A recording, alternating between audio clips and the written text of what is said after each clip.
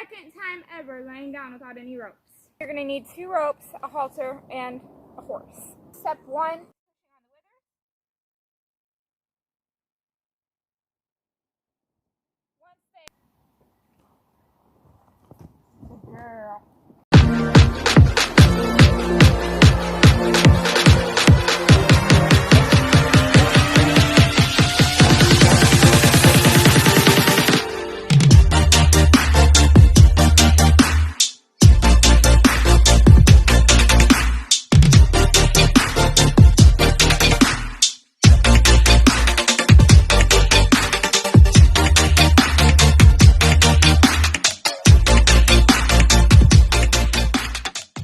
Hi guys, welcome back. Today's video is like a mystery trick video, kind of an update pretty much. So it's been exactly 7 days since I did my video on how to lay down a horse.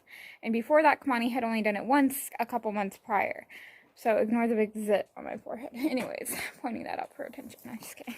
Anyways, so I'm going to show you guys step by step what I did to get her to lay down with no ropes in a week. Remember, all horses are different. I did not practice this every single day. I'd practice this every 2 or 3 days, which would be 2 times, and I did it 3 or 4 times. Last night, I started the second step, as you guys will get to see in this video, and then this morning was the 3rd step. But I'm going to give you guys some points, some tips, something to kind of help in case your horse isn't as quick as Kamani.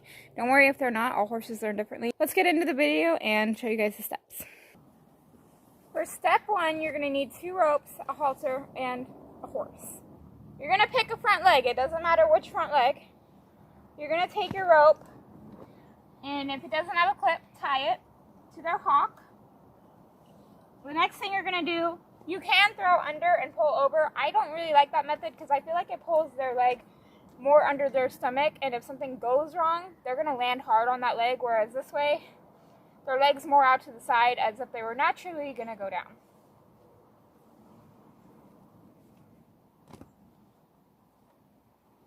Now, normally, the next step would be to bring her head over and in, but she doesn't tend to lay the way I want her to doing that, so that has become less of a necessity. But if you guys want to try it and see if your horse lays down to you, you're more than welcome. So what I'm going to do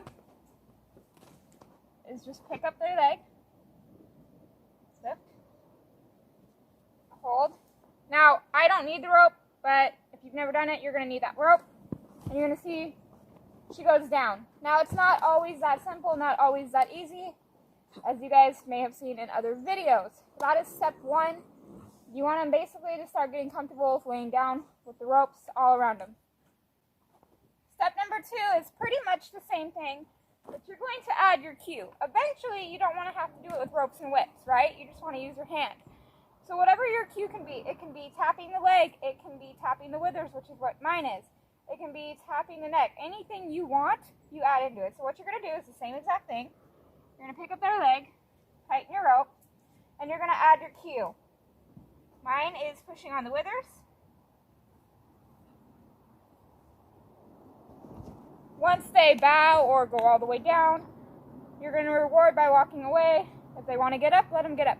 If they want to lay down and stay down, let them lay down and stay down. Step number 3 is quite different. Now, once you got them to where you can pick up that leg and push on that spot and get them to lay down a couple times really good without fighting, maybe do it again the next day, and when they stop fighting you with it, then I would move on to step 3. So step 3, this clip isn't big enough to go on the rope, so I'm going to tie the rope.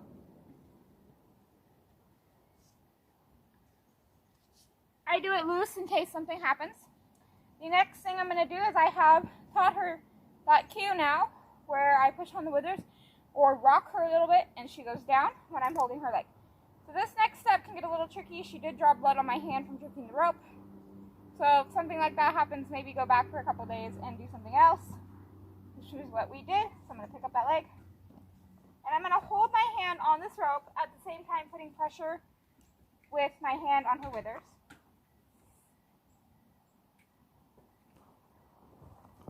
Good girl. Good girl.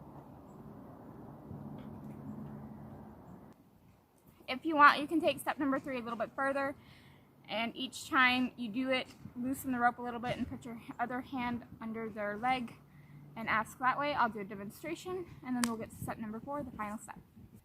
So once you have your cue of your hand, wherever you want it to be, however you want it to be, whatever you want it to be, if you want to take step 3 a little bit further, maybe your horse isn't progressing from that, what you can do is lift, loosen that rope a little bit, and put your hand at the leg right here, and give that cue.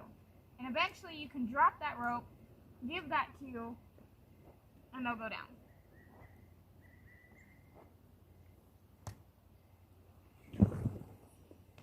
So if you guys want to take that step a little bit further, what you would do is the same thing as step 3, and just loosen that rope a little bit and add your hand to the bottom of their leg so it starts to feel normal, until eventually you drop that rope, and then eventually you'll take off that rope, which is step number 4. We're going to take off the rope, take off the halter, get her to lay down on her. Let's get to it. Step number 4, I'm going to pick up her leg and pull that leg back, get my cue.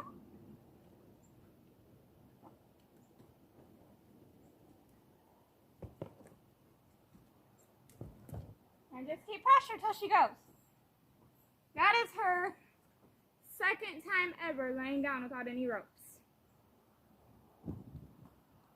You also want to make sure while you're laying them down, each and every time you lay down, see how far you can walk around them. See what you can do, what you can't do. Can you lean on them? Can you sit on them and tap them on both sides?